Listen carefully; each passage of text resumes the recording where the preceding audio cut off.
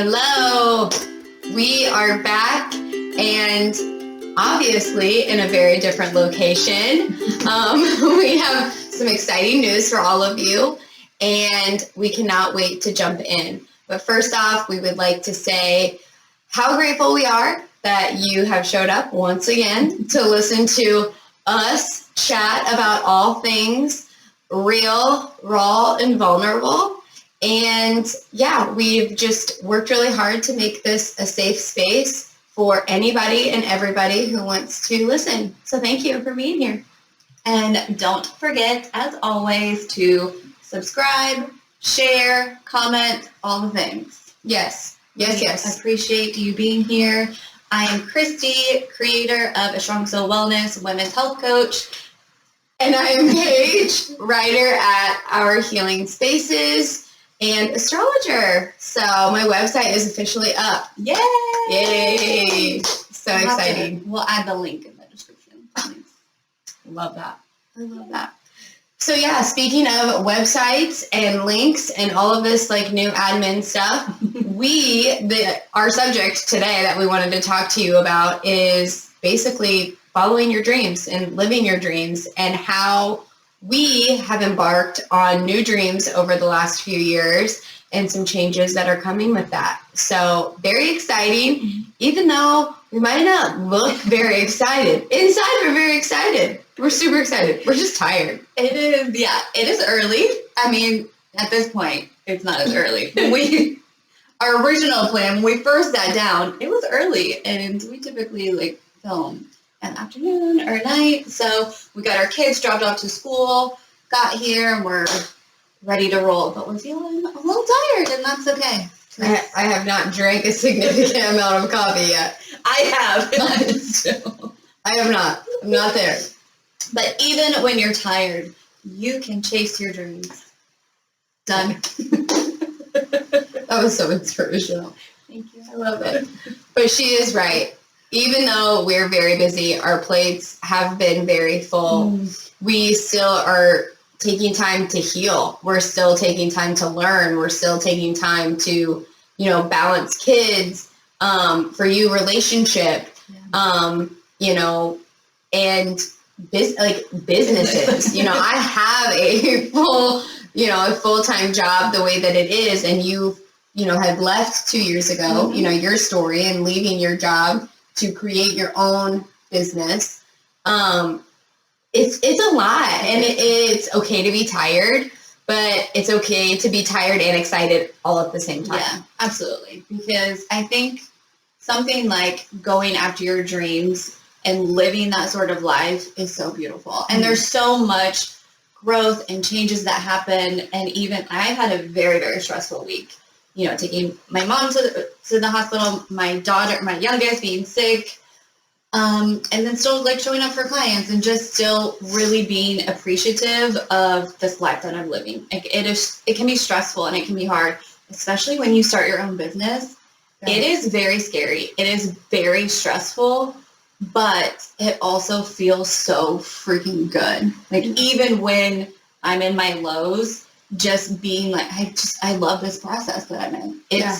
There's still a lot of unknowns, and sometimes it's oh my gosh, how am I going to do this? But going after my dreams, going after this dream that we share together is such a beautiful, just part of our lives now. Yeah. And it also makes other things in my life more magical. Mm-hmm. And so I love that. Glad to be here with you. Yeah. Well, and speaking of, the, places we've been, kind of what we're creating, for me being a hairstylist, I have been doing that for almost 15 years. That's crazy. That's bananas. She has been styling me for 15, actually before that. But yeah, 15 freaking years. That's so long. And so we have just recently rented a space for both of us to have offices. So ta-da! That's what we've been painting. We've got more exciting things coming and more announcements coming about all of that. But just the fact that we're in this new space and it's, connected to my hair salon, it reignited my excitement to come here. You know, when you've been doing something for so long, it can get kind of mundane. It's like, all right, like I still enjoy doing this. I still enjoy the connection with my clients, but I'm not as like passionate about it as I once was. Absolutely. And so even just having this new passion in conjunct, you know, physically to my old passion, it's just like reigniting all of this excitement. And so I think that it's okay for the old and the new to exist together and to find a new balance and to be able to do what it is that you can so that you can show up for both things in a powerful way. You know, I can't always, you know, I couldn't literally just like up and quit my job and be like, I'm going to go start a new business. Yeah. You know, and I don't want to either. So I think it's just exciting to be able to honor like, okay, this, even though it has nothing to do with doing hair, has reignited and excited me to connect further with clients and to do it in the same space so that it can just all kind of come together in a really beautiful way. I don't know how all of it will look. Yeah. You know, I think which is also like a little daunting for me. And for anybody, uncertainty is like a really hard thing to step into. But it's also like, okay, I can sit back. I can, you know, trust that everything is going to work out and just surrender to this process and just follow the little nudges of my intuition that I feel along the way. Yeah, I love that. And part of her excitement is that she now gets to see me every morning. Yes. No, I left my job. I guess it's not been quite 2 years. It'll be 2 years coming up to do this full time. I became certified personal trainer in 2016. My journey and business has shifted drastically to like health coaching and helping women nourish their mind, body, and soul, not just the fitness side. But my home has been in renovation during that time. And so I would literally set up my office at our kitchen table. And then, you know, the girls are home for summer, so my office was then in the garage. And a trigger for me is clutter and messing it. Like I would rather just everything be stuffed in a closet, like Monica style from Friends, just stuff everything out of sight. That's what I would prefer. And so setting in the garage, you know, there's the mower, there's Annabelle's little art studio, crafts everywhere. And it was really, really hard at times. There were moments where it was just like, is this going to ever change? I'm going to have an office at some point in our home, but it's also like every home needs a home office. You know, we have paperwork kind of everywhere. And so there were moments where it was just like, what am I doing? This, you know, it just is such a challenge, especially for me personally, because the clutter was so distracting in moments and so overwhelming. And so this opportunity presented itself, and it has been such an exciting blessing. And I mean, it's a week today. I like brought in my little table a week ago, and just being able to have a little room where I can concentrate on my clients and creating new things for my clients and dreaming of what I want to do instead of being at home and like, oh, I need to do laundry. I need to do dishes. You know, those things can wait. They'll happen when they happen. And my kids are older, they can help. So just being able to have a space where I can really just nurture my dream here is just really exciting, and having the quiet and a lot less distraction. So it's super exciting, and I feel so blessed and grateful. And yeah, I get to see you every morning, and I have not yet scared her, but I want to, and I will definitely try to film it. So next time we film and she has a black eye, you'll know what happened. Yeah. For some reason, I don't think that would be your first instinct. No, probably not. I'm really not a fighter. So yeah, I get to go to the gym. I get to drop off Annabelle at school, go to the gym, come here and work, and it feels so nice and so structured. And I have already felt just better. And yeah, even though this is like my passion. I truly believe I am living in my purpose. And that is such a beautiful feeling. But just like you said, it has reignited that passion even further. And I think that's okay to acknowledge, because sometimes our passions, they do take a lot of energy, and they can, you know, when you're balancing so many other things, it's just nice to have that passion reignited. Yeah, I love that. And I think too, it says a lot to your environment. You know, your environment says a lot about how you will feel throughout your day. And so if you're living in an environment or working in an environment that is super toxic or super cluttered or is full of trigger zones for you, you know, you're never going to feel at your optimal best. Yeah. Or it's just going to take that much more energy for you to be able to get there. Yeah. So then coming into a new space, you know, like this, it's like, oh, hey, but this is fresh. Even though we're literally sitting our asses on the floor recording this. We do not have a couch yet. We do not have, you know, like any of the things that we want to have, you know. We're getting there. And I think that sometimes we get so convinced that to start a new dream or to embark on a dream, you have to have all the pieces together before you can go all in.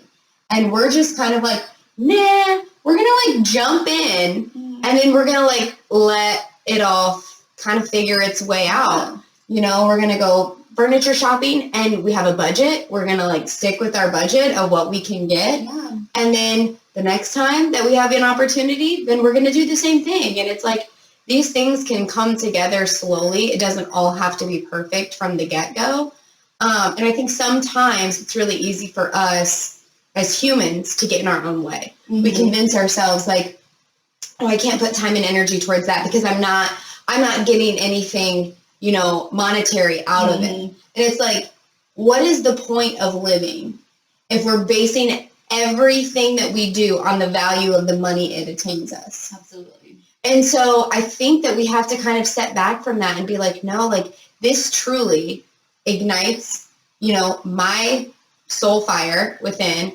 And it's also like, it's also spreading that energy out into the world to help other people. So that is how we make the world a better place. You know, we have to start in here and then allow that to exert externally. And we can't do that if our constant goal is to just make more money and buy more shit.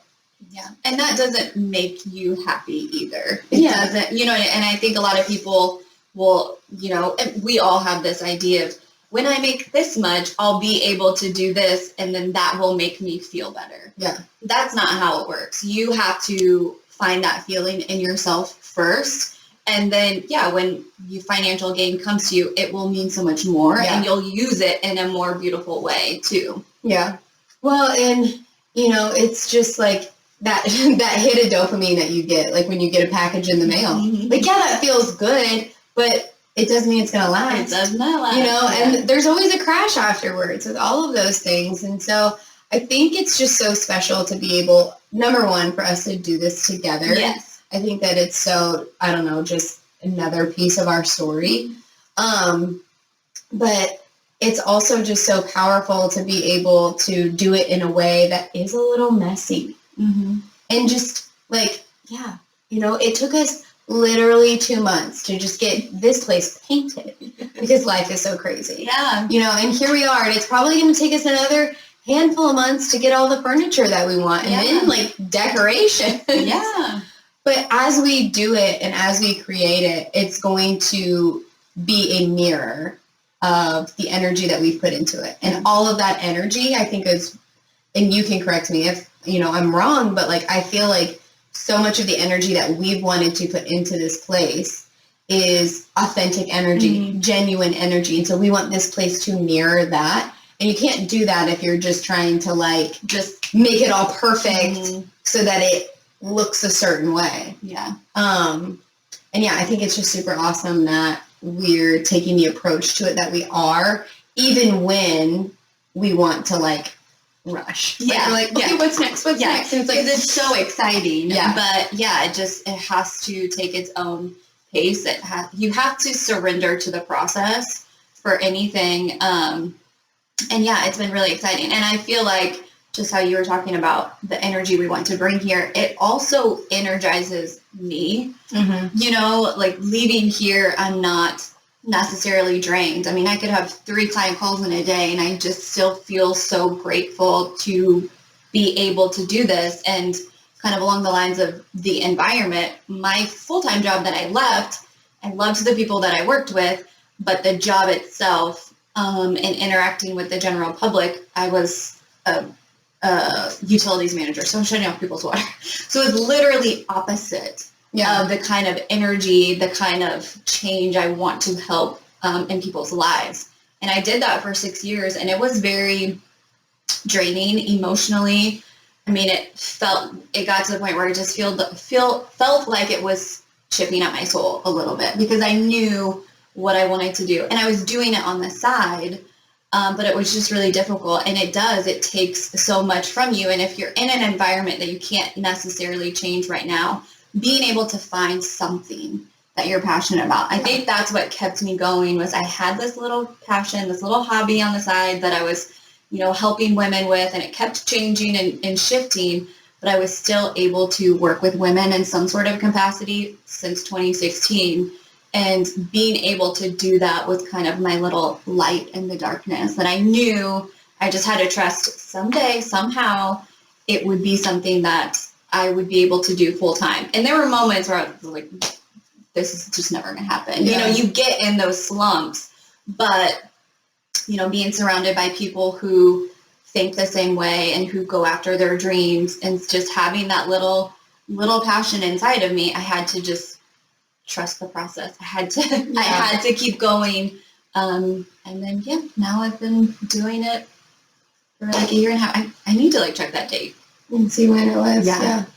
I think it was February. It was February. February 4th, I believe. So it was around Preston's birthday. Yeah.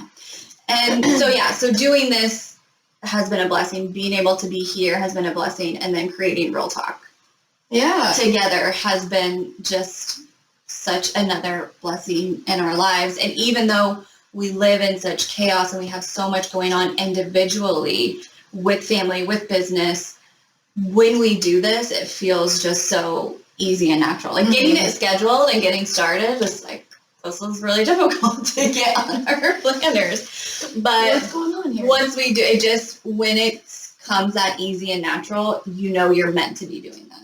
Yeah, I agree. And it's all a part of the process. It's all a part of the appreciation of, what you do, and the gratitude of how we can express for the people who share in this journey with us. Finding those people who share the same values of self-development and of growth and of change, it makes a huge difference. And I think that it's important to say too, that when you find something you're passionate about, or you find a dream that you want to follow, it doesn't mean that it has to become your job or your career.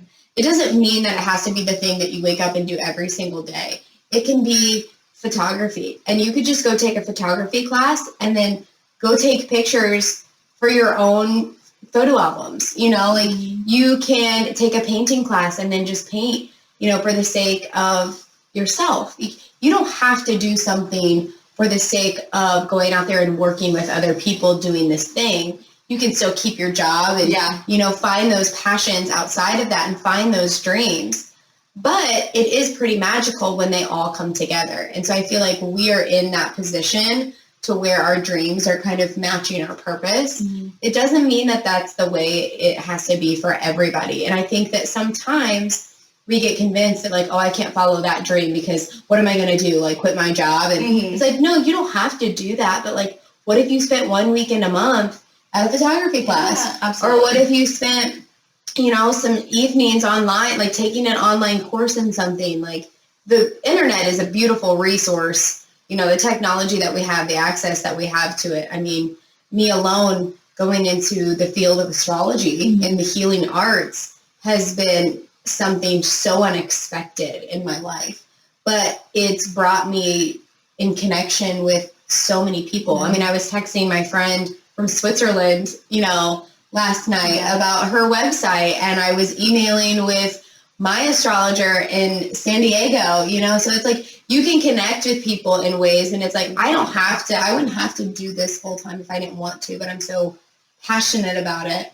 And I love it so much that I want to continue learning so that I can work with other people. And, you know, tying into the environment stuff, I mean, I've literally been doing astrology readings either on Zoom or on the floor at my trailer, like in my living room.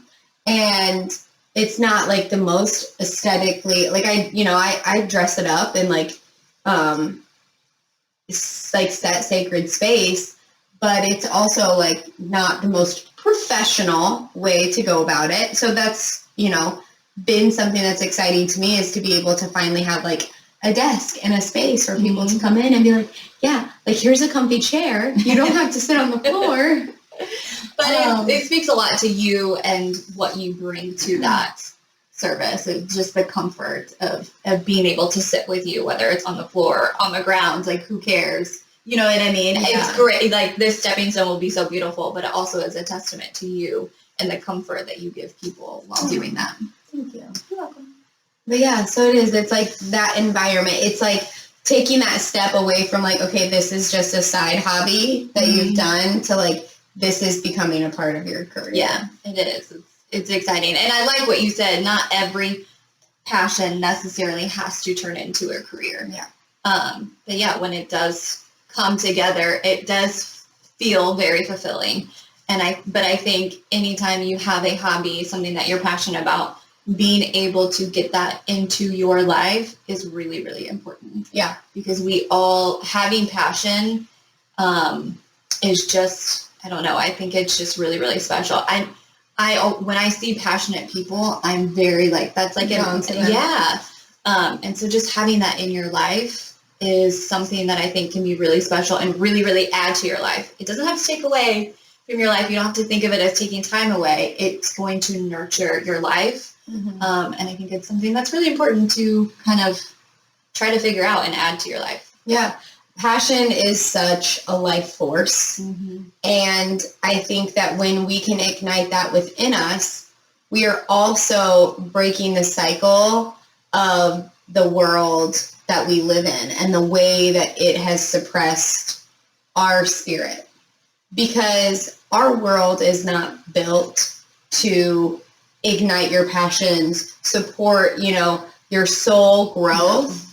It really has been based and encouraged on this hamster wheel of working a 9-to-5, finding, you know, like you go to college, you get a good job, you make good money, you stay in that job until you retire. You know, we question people a lot in this world when they leave their jobs. Like, what are you doing? You're crazy. Like, you've been there for how many years? But really, it's like, why would we not encourage people to change? Because in every step that you take towards something new, something uncertain, like there's going to be growth there, no matter what. Yeah. And so I think that our fear of change as a world and our focus on the materialistic and monetary things and the productivity that, don't get me on my soapbox, but corporate America has created, it keeps us trapped. And it keeps us away from the things that can truly bring us to a place of knowing who we are and like igniting that soul fire. And joy. Yeah, and joy. Like just joy. Joy for the sake of like nothing but joy. You know what I mean? Like, it's like, why are we convinced that we can only chase a dream if it's going to make us a certain amount of money? It's like, no, like that shouldn't be the case. Like, we should be able to reach for our dreams, try new things, have like different hobbies, because it makes us feel good inside, and because we each have our own special magic to offer the world. We just have to access it. Yes. Our magic isn't typically existing in that 9-to-5 box, especially in the world that we live in. It's a lot of stress. It's a lot of chaos. It's a lot of depletion. So when we can take a step back and we can decide like, hey, like, I think I want to do things a little bit differently, and we break the cycle and we set a new standard for future generations. And I think more than ever now in the world, with everybody's anxiety and depression at such high rates, especially for young kids, that we can set a new standard for them if we just give ourselves a little bit of time for like love, care, passion, and nurturance. And I think that it could really make a huge difference. No, and I'm definitely a living testament to that, because my anxiety was very high at my job, and I didn't even realize it was quite because of that. I thought, this was just me, that I was the problem.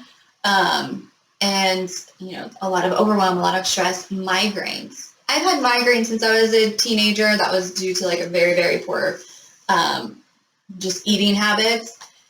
But I literally would have to call off work almost every month because I would have just a migraine. And I mean, as soon as I left, the first 2 months I was at home, I was like, I haven't had a migraine. I still get them every once in a while, but it is crazy how much that actually can affect your health. And I'm not saying to go out and leave your job, but just being able to really see the difference of, I didn't have to be stuck there. Like you said, I was 3 years away from having a pretty pension that, I would one day get when I retire. And it's like, well, what if I don't even make it to that?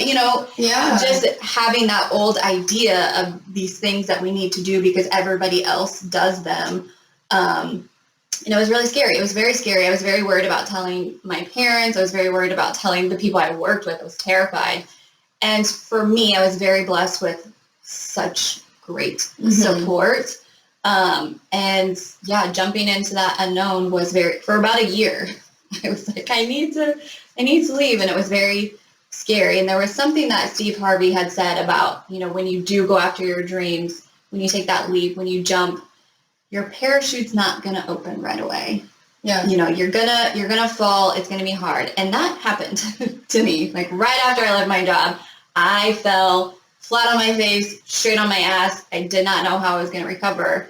And that fall was probably one of the best things that happened to me for my growth. And so just saying that it is really scary, but sometimes what you uncover in that scary is exactly what you need. Yeah.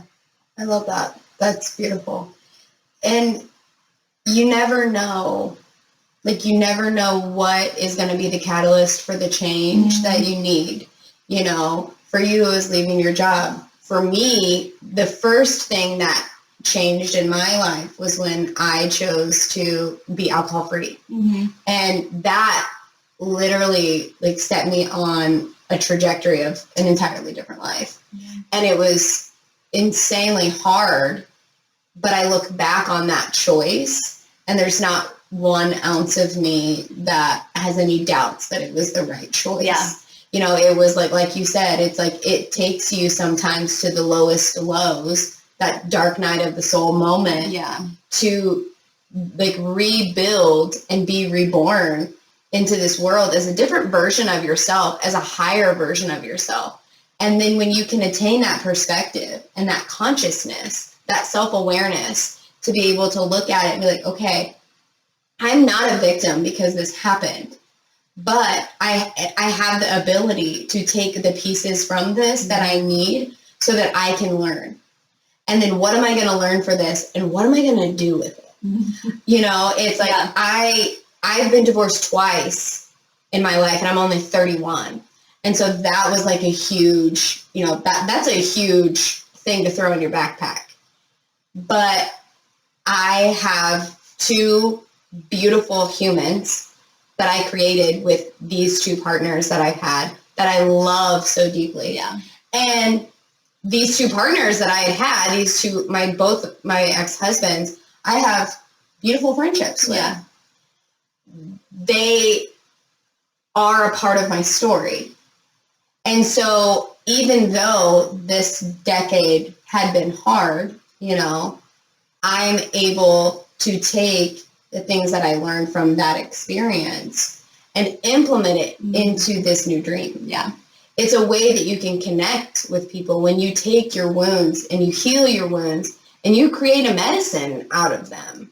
And so I think that it's all a part of how this story comes together and how we can achieve and like walk towards these new dreams in a powerful way because of these experiences that we've had, because of these lows that we've hit. And, you know, without the shitty stuff, you know, without the hard stuff, without the mistakes or without the, and even if you look at them as mistakes, like you look at them as like experiences that the world views as mistakes.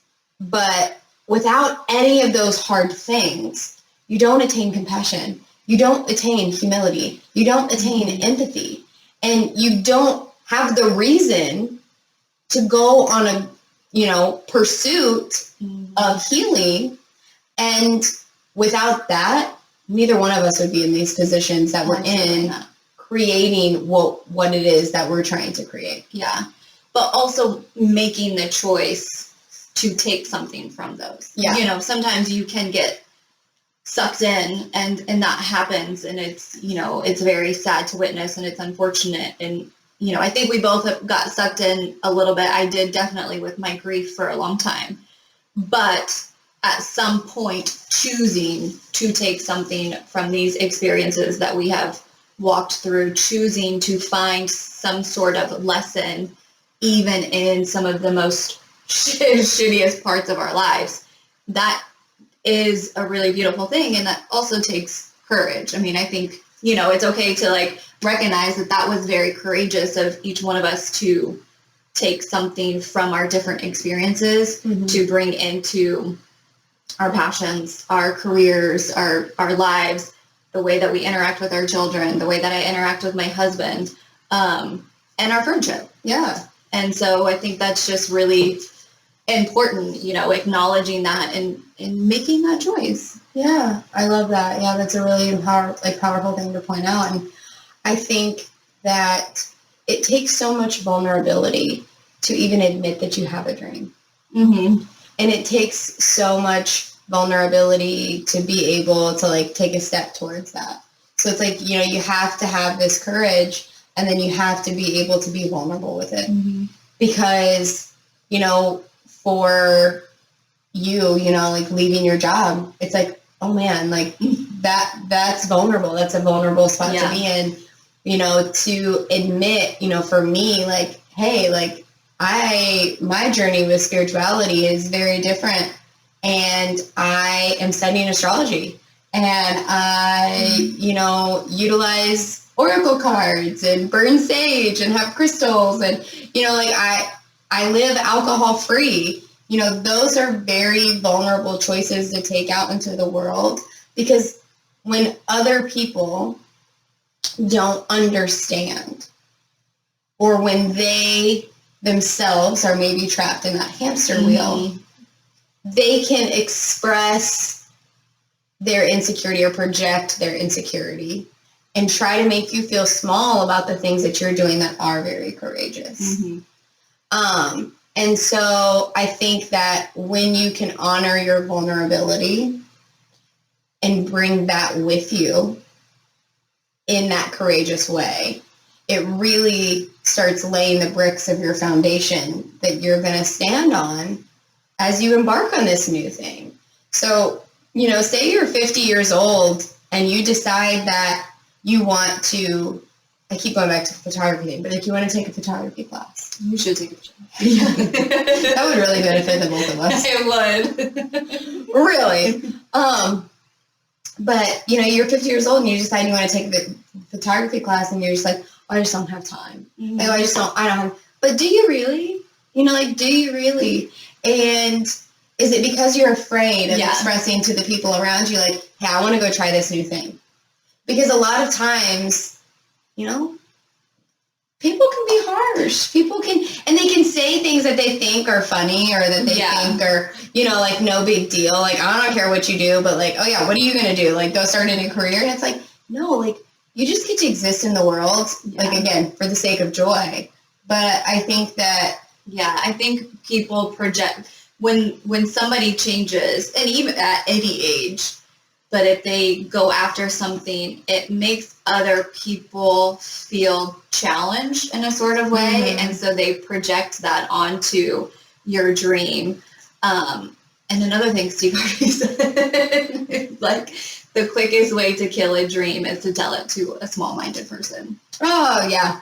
And freaking men. And I don't want to like, sound harsh or judgmental, but that's really true. And sometimes it's okay to keep your dream really protected. Mm-hmm. It's okay to just keep it safe with you to pursue it, but it's okay to keep it protected and keep it safe.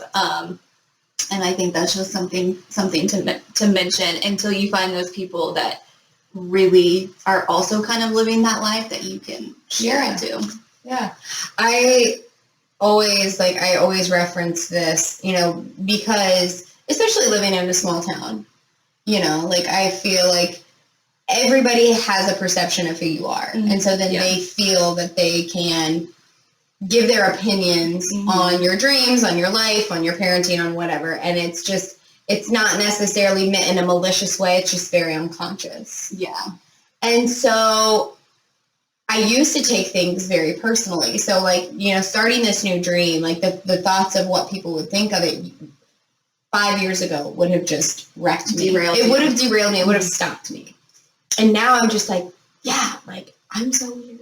I'm so weird. Please shout it from the rooftops.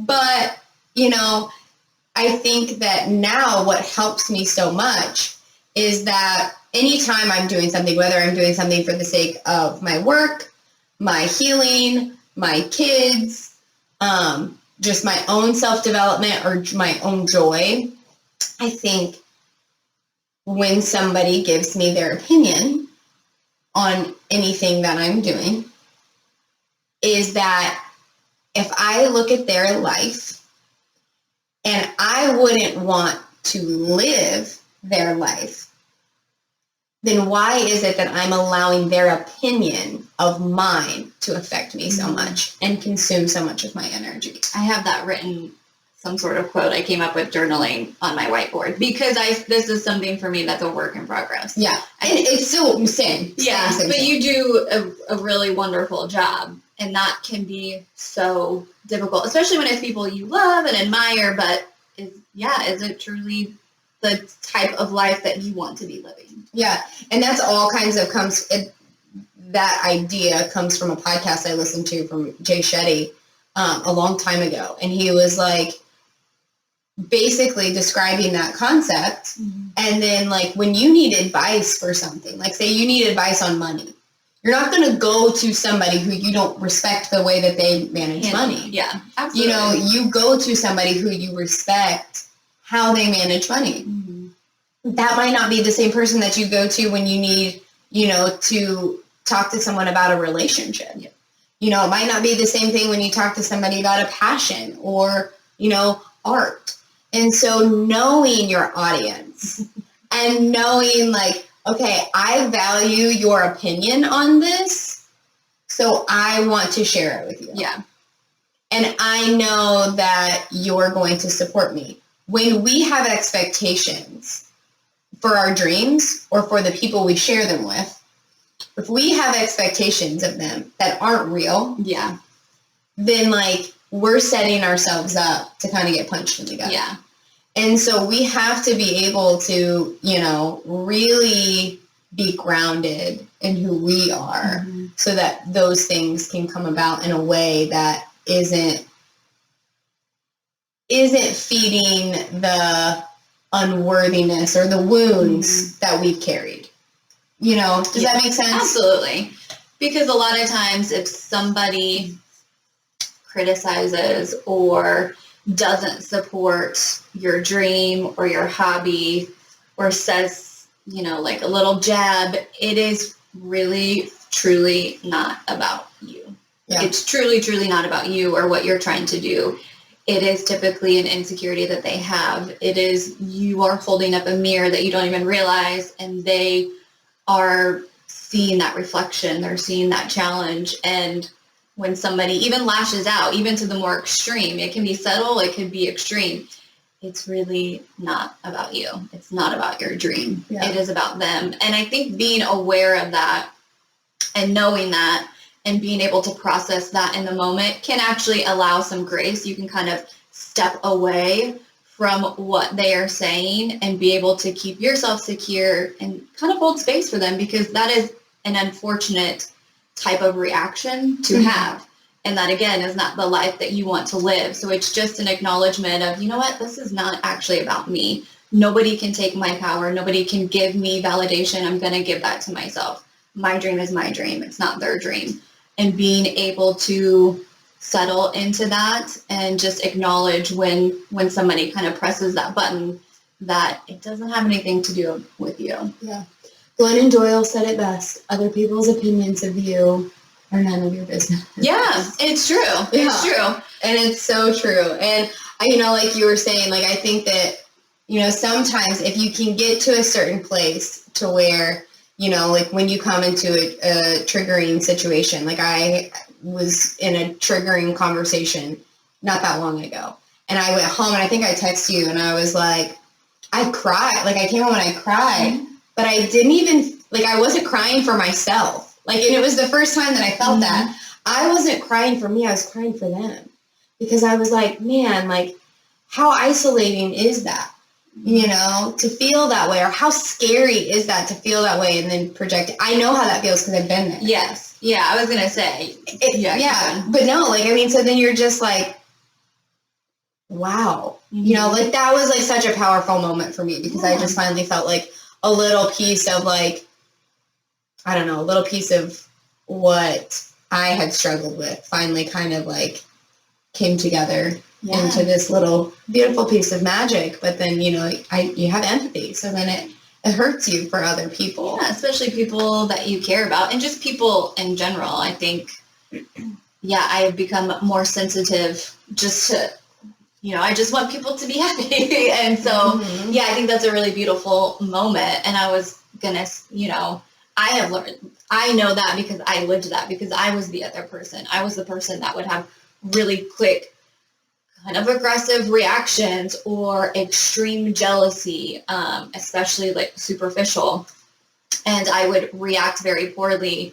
And it was because of how I felt about myself. Yeah. It wasn't ever about that person. A lot of times, if I was jealous of a very beautiful woman and I would say something really mean, it wasn't about her. It was because I was so insecure with myself and disliked myself so much that I was projecting it onto somebody that I didn't even truly know. And I think being able to recognize that and acknowledge that and not shame myself, because I just didn't know. I didn't know at the time, but now I know. And so I just hold a lot of like grace for people who haven't figured that out yet. Yeah. And kind of react to you.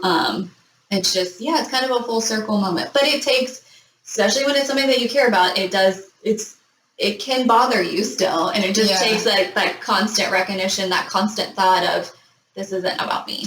Well, and that's where you have to like reach into your toolkit. Like, okay, how am I going to navigate this? Am I going to reach out to a safe person? Am I going to like schedule a therapy appointment? Am I going to, pick up a self-development book? Am I going to journal about it? Am I going to go home and scream into a pillow? Am I just going to go to bed? Like, it doesn't have to be hard. Yeah. Am I going to go for a run? Whatever it is, how am I going to get this energy out of my body? Yeah.